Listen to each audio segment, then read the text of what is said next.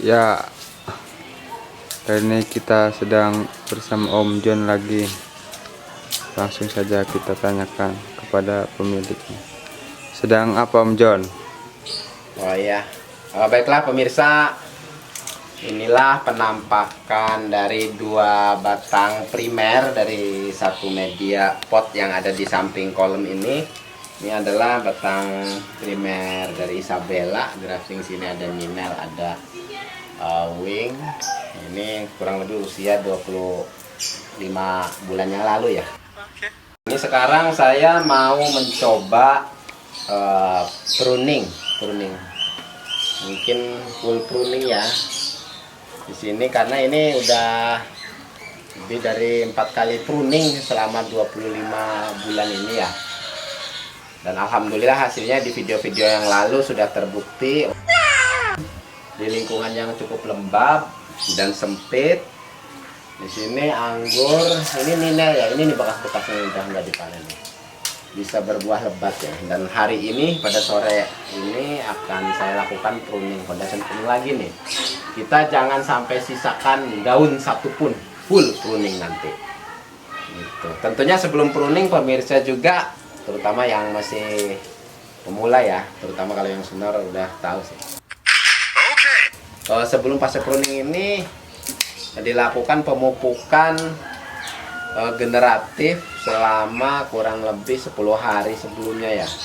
Itu menggunakan pupuk yang banyak mengandung kalsium, kalium ya, sedikit nitrogen pemirsa. Baiklah, kita mulai pruningnya. Ya.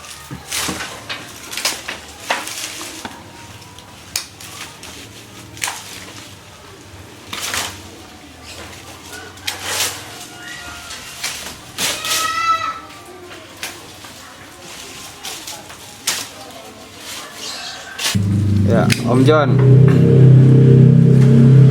Ya, Om John, bagaimana cara pruning yang baik dan benar?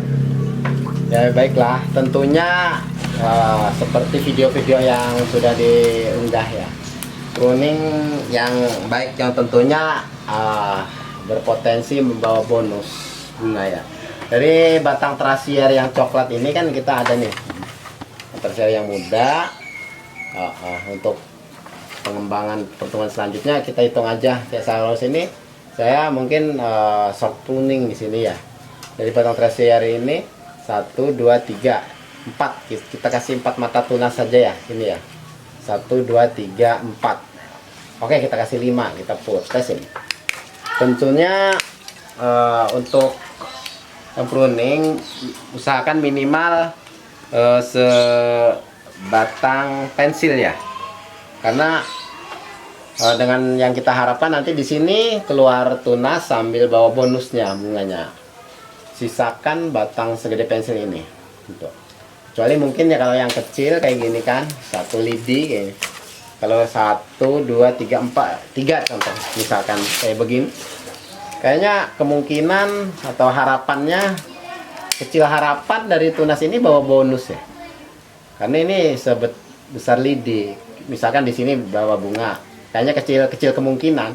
Mending kita buang full aja di sini, biar nanti keluar tunas muda di sini dari bud ini, nanti bawa bonusnya begitu pemirsa.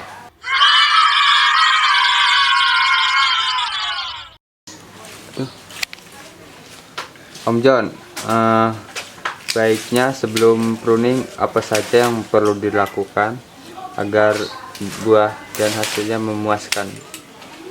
Ya, seperti tutorial sebelumnya ya, kita sering berkali-kali mengutarakan ataupun kita menyampaikan sebelum pruning, terutama minimal 7 hari ya, 15 sampai 7 hari sebelum pruning itu kita lakukan pemupukan pupuk generatif yang banyak mengandung unsur kalium, kalsium ya, sedikit nitrogen. Aplikasikan biasanya pada sore hari, di mana saat matahari sudah mulai tenggelam antara pukul 17 ya. Saya biasa diaplikasikan pupuk tersebut berturut-turut kalau saya ya. Yang penting dari dosis tersebut jangan sampai OD gitu ya. Kalau mungkin ada takaran timbangan berapa gram dalam 1 liter air gitu ya. Kita siramkan di media ini, ya. Cukup dengan ember saja. Ini sebelumnya seperti tadi katakan ini sudah mengalami penyiraman. Saya ambil dari air kolam ini aja. Ini kolam lele pemirsa ya, yang ada di samping rumah. Kita siramkan, yang dicampur dengan pupuk kimia nggak apa-apa sih. Yang penting banyak mengandung unsur kalium dan kalsium. Pemirsa. Ini media ini kurang lebih panjang 130 kali 70 cm ini pemirsa. Ini samping kolam, awalnya kolam lurus, kita kasih media kohe kambing saya pergunakan. Dan alhamdulillah seperti di video sebelum-sebelumnya ini kan ini sering di-upload, diunggah ini lumayan berbuah cukup lebat. Ya Om John, tadi udah dikasih tahu cara pangkasnya bagaimana, terus pemupukan sebelum pruning dilakukan seperti apa. Sekarang waktu terbaik pada musim penghujan dan panas ini tentunya dapat mempengaruhi buah tersebut. Nah, yang jadi pertanyaan, pada bulan-bulan apakah waktu terbaik dalam melakukan pruning pembuahan Om John? Ya baiklah, seperti yang kita alami pada sekarang ini adalah bulan Mei ya, tanggal 27 Mei ini ya. Mei adalah Mei sampai Juni. Juni Juli masih waktu yang tepat untuk pemangkasan anggur, dimana bulan-bulan tersebut masih masa-masanya beranjak musim kemarau ya. Musim hujan sudah tidak terlalu sering hujan ya, jadi potensi dari serapan akar tersebut menghisap nutrisi itu minim untuk kandungan nitrogen dari air hujan. Jadi kita bisa mengaturnya dengan memberikan nutrisi pruning agar bisa menghasilkan buah yang sesuai apa yang diinginkan. Jadi antara bulan Mei, Juni, Juli itu masih bagus untuk lakukan pruning, karena nanti kesananya September, Oktober, Desember pas pematangan bisa hancur hasilnya. Kalau apalagi bulan Januari biasa musim hujan. Hindari pematangan anggur itu mendekati musim-musim penghujan pemirsa. Gitu kan. Ya Om John, perasaan yang di samping kolam ini sudah berbuah berkali-kali, tapi kenapa pas panennya tidak pernah diliput dan tidak pernah mengundang saya Om John? Ya pemirsa, seperti yang kita lihat di sini, karena di sini adalah di lingkungan yang padat penduduk, sama di sini ada tetangga gitu ya. Jadi benar sih, betul. Di sini setiap pruning alhamdulillah bisa berbuah sesuai apa yang diinginkan, bahkan bisa berbuah lebat dan bisa berhasil matang full. Tetapi begini, yang terutama ini kan anggur Ninel. Walaupun ada ya udah version itu buahnya kan ada asam-asamnya, tapi tetap ada, mungkin ada yang minat di sini, jadi ambil satu dompol. Jadi kira-kira kayaknya jangankan mengundang YouTuber Gangga Sukma untuk meliput, bahkan belum matang full sudah habis gitu pemirsa. Karena ya namanya itu kan namanya pengen icip-icip, habis icip-icip gitu judulnya. Gitu pemirsa.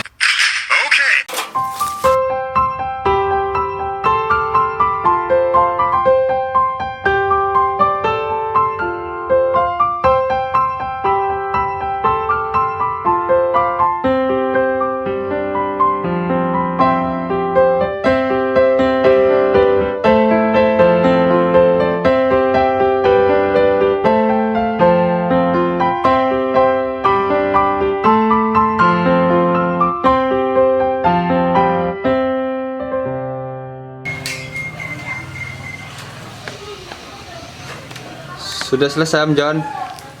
Ya alhamdulillah pruning sudah selesai pemirsa.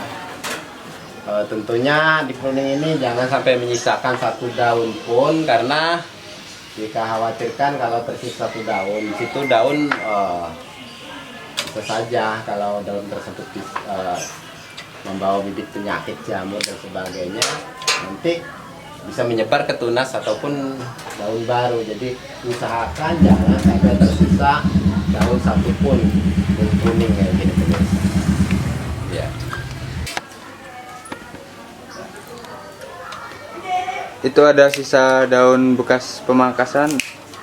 Kok ditaruhnya di batang bawah tanah? Itu untuk apa gunanya Om John? Ya baiklah pemirsa, seperti yang kita lihat di sini, daun-daun hasil pangkasan dari daun anggur ini sekaligus kalau mungkin ada yang berminat buat diambil di sini dibikin etes juga bisa. Kalau tidak diperlukan bisa dibuat kompos di sini. Bisa dibikin rantai makanan buat pertumbuhan, nanti juga sini jadikan kompos, nutrisi bisa kita kembali lagi di sini. Dan selama ini kita dari sisa pembuangan sisa limbah daunnya ini, batang-batangnya ini khusus buat kompos di sini gitu. Saran kiatnya untuk teman-teman penghobi tanaman anggur di seluruh Indonesia, bagaimana caranya Om John?